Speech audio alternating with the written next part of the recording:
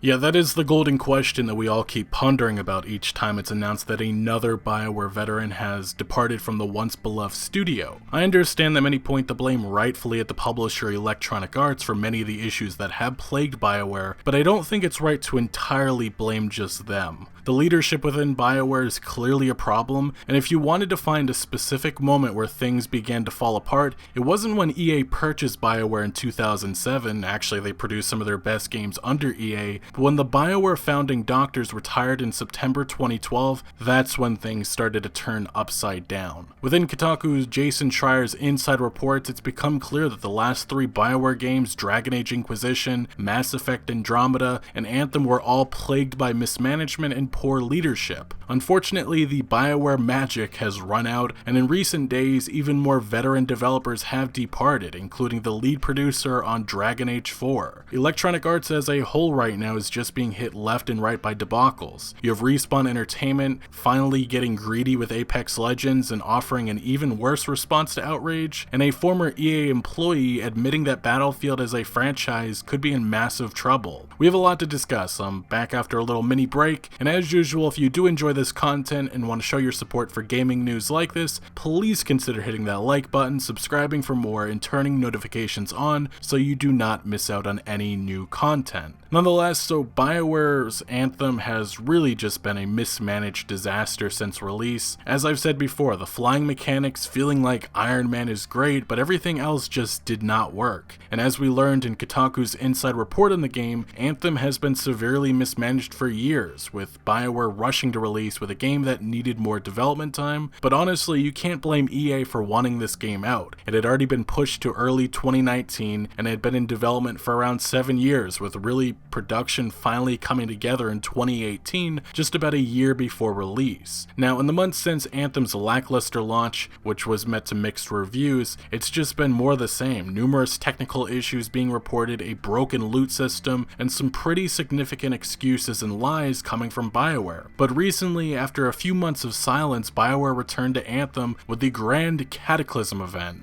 which was originally announced on the game's first roadmap to release in May, but was indefinitely delayed until now. Over the last few days, I have had the opportunity to play some of this content. That's actually some of the gameplay in the background, including, I believe, the 3 story missions that are associated with this event. And I mean, it's enjoyable, but as I said in a recent video covering Anthem, it really is too little too late. This is content that should have been included day one, not, well, let me see how long it actually has been. Jesus, it's been 6 months since Anthem released. I can't believe it's been that long. February 22nd, 2019, and we're all the way at the end of August, and Anthem is finally receiving its first substantial content. That is way too late. I don't know how BioWare thought that that was at all going to be acceptable. And the only way Anthem has a future after this is if Electronic Arts supports it, and at this point it really doesn't seem like EA has any faith in Anthem rebounding. Don't get me wrong, the Cataclysm can be enjoyable if you are playing with people that actually know what they are doing, but if BioWare wants to No Man's Sky this game, there will have to be more significant content dumps like this for the next year or two, and I'm just not convinced EA's leadership or executives will have the patience. Anthem was already a game light on content to begin with. Within Kotaku's inside report, it was revealed that BioWare knew that, which is why they threw in that terrible Tombs of the Legionnaires mission to increase the story's length, which, might I add, wasn't all that interesting to begin with, arguably the worst writing in years from BioWare. But if Anthem does have a future, I'd honestly be surprised. Ben Irving, the lead producer on Anthem and really the face of this game, has moved on. Back around E3 2019, Ben Irving showed up during EA's show to briefly discuss the future of Anthem and at least tried to downplay concerns that there wasn't a future. You got the marketing spiel out of the way, man. Talk to me. It's been a interesting 4 months for Anthem. It's been an interesting 4 months. What have you guys learned? What are you pivoting? What's happening? Yeah, look, it's been a wild ride. You know, we've learned a lot of lessons over the last 4 months. I think one of the most important ones was just around listening to player feedback better. Sure. What is the future of Anthem? And Is there a future of Anthem? That's a question I see a lot. Yes, a future for Anthem. A very bright future, we hope. Look, it's kind of the same thing. You know, we've learned a lot this last few months. We really want to make the game better. We believe Anthem can be a really amazing game. We know we have some work to do, and we just want to work with the community to build it together and make it the game that everyone wants it to be. Well, if Anthem is going to continue with new updates and content for the years to come, it'll be doing it without the guy leading this already battered ship, which I do have to say the timing of all this is very interesting. But Ben Irving the other day took to Twitter announcing, "After 8 amazing years at BioWare, I have made the decision to move on and have accepted an existing opportunity at another gaming company. Since the first time I played Baldur's Gate many years ago, BioWare was the dream place I always wanted to work, but I guess it no longer is." Irving would continue on, adding that he still believes Anthem has a bright future. There is a great team working on it, and I look forward to following its progress and playing it from the sidelines. And I mean, he can say that, but he was the head of development on this game, and he's leaving right after the Cataclysm released. That doesn't sound like Irving has faith that this will be a 10-year game like an Electronic Arts executive claimed in 2017. But if you are curious of how Anthem is performing now, with this new content released, it really doesn't seem like much has changed or improved. On Twitch, viewership and interest just still isn't there. It definitely saw a minor boost, but days later it looks like it's already wearing off. On the Xbox One, it also doesn't seem like many have interest in playing or revisiting Anthem, as the game has failed to crack the top 50 most played games, with games like NBA 2K18, Call of Duty Black Ops 2, and Dragon Ball Xenoverse 2 having more active players. Interestingly, earlier this month during EA's conference call with investors, EA's executives all but ignored the game, with Tweaktown reporting Anthem, which was said to be a big new service shooter, was only mentioned twice, once as a throwaway comment on new IP, and the other to describe the game's impressive digital numbers. But that's it, and based on the lackluster sales numbers that failed to meet EA's expectations, and many retailers trying at all costs to get rid of the game from their store shelves, it really just seems that BioWare and EA are ready to move on and focus on Dragon Age 4, the next BioWare experience. Even then, there's already many reasons to be concerned for this upcoming game, especially being the news that broke just days ago that Fernando Mello, the lead producer on Dragon Age 4, has left BioWare after 12 years with the studio. Mello was previously the producer of Dragon Age Origins and Dragon Age 2, which he was a veteran of this franchise, and yet another big loss for BioWare. At the beginning of this video, I joked about all of these departures, but it's difficult to not look deeper into these departures. The talent that made BioWare who they are almost all gone, which paints a scary future. Mass Effect Andromeda suffered key departures during development, Anthem as well, and now the same exact thing continues to happen to the next Dragon Age, which notably has already lost lead writer David Gator and creative director Mike Laidlaw, all the people that are the leaders of the game, the people in charge. Look, I have no idea what Dragon Age 4 will actually look like. I already hate the fact that it'll be a live service, and based on Kotaku's reporting, the game has already been rebooted and faced serious development trouble, and with these continuing veteran departures, it really doesn't sound like things are improving at BioWare, and one does have to wonder, especially with EA's reputation, when will or could they pull the plug and end the studio like they did to Visceral Games in 2017. BioWare's just never been able to adapt to EA's high expectations, which really can only be achieved with live services, which is just such a shame, but why many fear for any and all game studios purchased by Electronic Arts. Time and time again, it just has not worked out. But anyway, let's continue on to some of the other chaos surrounding Electronic Arts, and I want to briefly go over the future of Battlefield as a brand, because it definitely faces some trouble with Call of Duty finally evolving and taking certain aspects that Battlefield is known for, with Modern Warfare, particularly the massive maps and large player size. But even a former Electronic Arts global brand manager recognized the trouble that Battlefield faces ahead, saying on Twitter, "I can guarantee that Call of Duty is going to go full Battlefield as time goes. EA DICE will need to step it up. Enough with visual focus, people care about gameplay." And all of that is very true. It really has been difficult to understand what DICE was and has been thinking with Battlefield 5, because for many players it just has been underwhelming. This is why I like competition, because it usually makes products better. Battlefield 5 for many was and has been a disappointment, not because of all the outrage pre-release over some of the decisions that DICE made, but because the game as a live service has just lacked in content. DICE went all in on their Battle Royale mode Firestorm after release, which at this point not many people care for or are playing, and I think DICE has finally realized that that was a mistake, and they EA themselves just don't care about it. I say that because many have pointed out that Firestorm was supposed to have a roadmap months ago, but DICE has just gone quiet about it. Maybe their focus has shifted, but even then, if you visit the game's subreddit, there's a lot of anger over the lack of new content in the multiplayer. Recently, a post highlighted Game Informer's poor rating of the game as a live service, emphasizing that this is the worst mainline entry in the series, and I have to say that I do agree with that. This game has been out 9 months, and it just seems like behind the scenes there's some serious mismanagement. Hopefully this is a wake-up call to DICE, because Activision's Modern Warfare and likely future installments ahead will continue to take elements that were exclusive to Battlefield. This is what happens when you sit back and don't evolve. Interestingly, during Electronic Arts' recent investor call, like Anthem, Battlefield 5 was all but ignored, and that is because there's just nothing for EA to say positively about this experience, which has been a financial disappointment.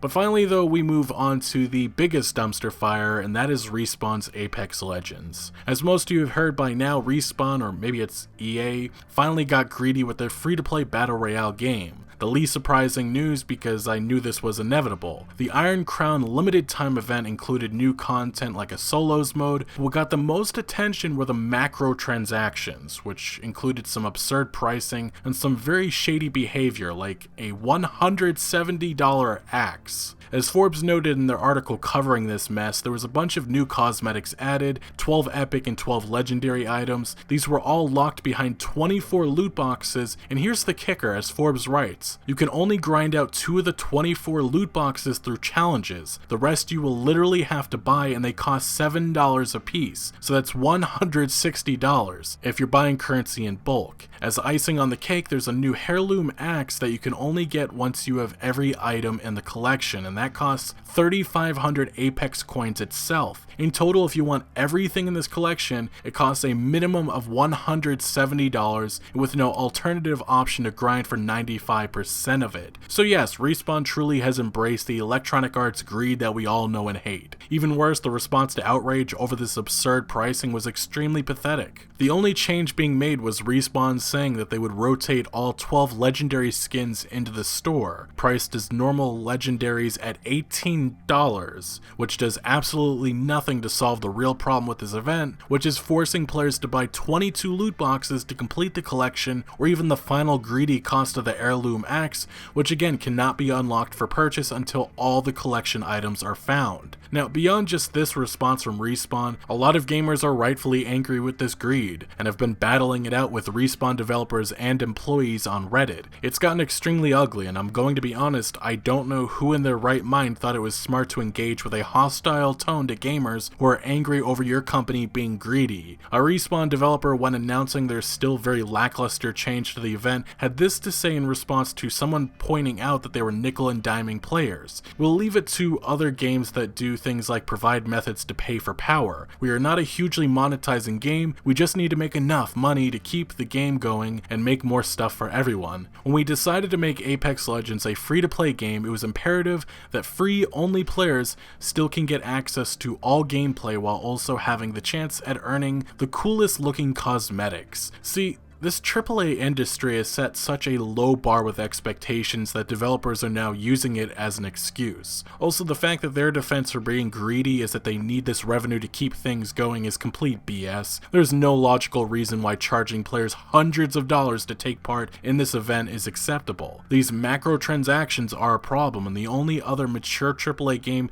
that lets you, I guess, pay for power is, I believe, Call of Duty Black Ops 4, and many free-to-play games are known for horrible monetization systems. It doesn't mean any of that should be considered the norm. Also, this notion that Apex Legends isn't a huge monetization game is a blatant lie. There's loot boxes, a battle pass, paid characters, an item shop. Electronic Arts has high expectations for Apex Legends, and I find it likely that they are wanting an increase in revenue, which is why this greedy event exists and why it barely has changed. Respawn has been infected by the virus that is Electronic Arts. But furthermore, this is not where things stopped, because it escalated with this Respawn developer having a heated back and forth exchange with many angry gamers. The developer said things like, "Hey everyone, found that I was talking about. Guess what? I didn't even read your comment except for the first sentence and last. This kind of garbage doesn't warrant a reply," but you're responding. "But lucky for you, I already made a comment about this earlier. Go find it." Then this was followed up by someone pointing out that he wasn't calling someone that. This is YouTube in 2019. There's a reason why I'm not saying that word. Not you in particular. And the Respawn developer clapped back saying, "I think technically I was calling gamers that. I don't know, I had a spicy lunch feeling it." And then another response saying, "I've been in the industry long enough to remember when players weren't complete that hats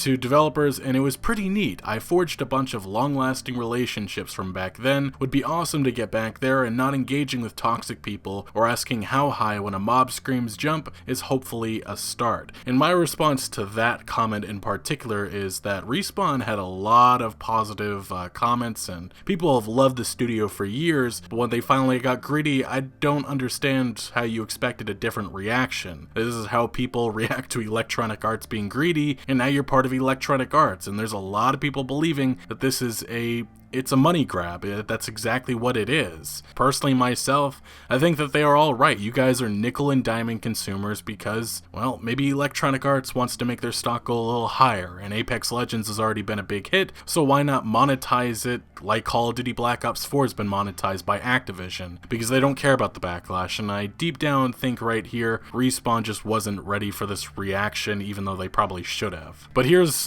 a couple more. There's a wealth of data available on how monetization works in free-to-play games, and it's mostly horrible, and we ourselves have run tests by putting skins on sale in the store. The amount of people who spend is crazy low. Most of y'all are freeloaders. Ooh. And we love that, and a change in price doesn't move the needle. And the last comment coming from a community manager says, "So it's fine for you to call us liars, full of crap, and other personal attacks when we communicate an apology and update to the event, but we're immature when we call people out on it." Got it. Well, as you might expect, the community exploded after those responses, and there's just a lot of anger from the community over how Respawn has responded to this whole situation. And let's not forget, this was the greed of Respawn, or maybe Electronic Arts, and they've done nothing to change that. And honestly, in the future, I think that we're going to see more of this, and it should not become normalized. But following this heated exchange, Respawn's own Vince Zampella, the head of the studio, he responded saying, "On Friday, we gave Apex fans an update on how we were changing the Iron Crown event. Some of the team then joined a discussion." That's very safe to say that. It was a little bit more than a discussion with our community on Reddit, and things got to a pretty bad place. Some of our folks crossed a line with their comments, and that's not how we want Respawn to be represented. I apologize to any of our fans that were offended. I will always stand behind the team here at Respawn and support them on speaking out against some of the toxic and nasty comments being directed at them, including everything from death to comments aimed at their family and loved ones, but we shouldn't contribute to it when we do comment and add to the very thing we want to prevent. We need to lead by example. Last week we didn't do that, and going forward we will be better. Having an open, healthy relationship with our community is incredibly important to all of us at Respawn, and you want to know where that starts? By not being greedy. It was as simple as that, and I don't know, again, how Respawn didn't recognize that their greedy little event was not going to go over well with a community of gamers that, I mean, they've supported Respawn for years because of the fact that they didn't take part in a lot of the greedy elements that much of this industry takes part in, especially Electronic Arts and Activision Blizzard, the two leading publishers that do this crap all the time. And there's a reason to believe that Respawn was influenced by Electronic Arts, who wants to see an increase in revenue from a franchise that began earlier this year and made a lot of money, and they wanted to make a lot more money, which is kind of the problem with Electronic Arts and Activision Blizzard and many more publishers in this AAA gaming industry. But this apology, it's nice, but I mean, there needs to be action from Respawn. Actions speak louder than words, and hopefully these changes to this event, there's more changes made, and we see, hopefully, not an event like this ever again from Respawn, because the reaction's going to be the same, sadly. But finally, to wrap all of this up, outside of Electronic Arts' sports games, it just has and continues to be disaster after disaster. Unfortunately, though, nothing will change because this is the norm for Electronic Arts, and personally, everything EA does needs to be pointed out, especially the unreasonable high expectations it seems EA puts on its developers, which are destroying once beloved studios. It's kind of crazy, all of the amazing franchises that EA has control of, but they're wasting the potential with chasing dollars instead of actually being an entertainment company and, you know, entertaining people. Such a crazy concept, right? So I don't know if Anthem will have a future. On the game's website, it originally listed a roadmap with 2 more acts, but the site has since been updated and does not include mention to this possible future content. So at this point, it's difficult to say for certain if the Cataclysm is it for Anthem. If it is, hopefully BioWare learns and Dragon Age 4 is not plagued by the same problems that have hit the last 3 BioWare games, but thus far, it really doesn't look like things are improving, with more veterans departing from BioWare. With Battlefield, I really do wonder if this increased competition from Call of Duty will force DICE to step it up, because if they do not, they really could lose a good portion of their player base which have been dissatisfied with Battlefield 5. And lastly, Apex Legends finally embracing the greed we all expect from Electronic Arts is a little scary and disappointing, and it definitely creates questions about the future of Respawn Entertainment as a developer under them. Anyway, we discussed quite a bit. What are your opinions on the latest debacles hitting EA's non-sports games? Let me know your thoughts down in the comment section below, but thank you for watching. Make sure to leave a like if you did enjoy this video or found any informative value, and make sure to follow my other social media accounts for updates on new videos. Links are always down in the description below. I'm most active on Twitter, giving opinions on news that I do not always get into video form, so do make sure to follow me over there. Also check out my Discord for all sorts of discussion and conversation on games. And again, thank you for joining. Consider subscribing for more videos like this. I'll see you later.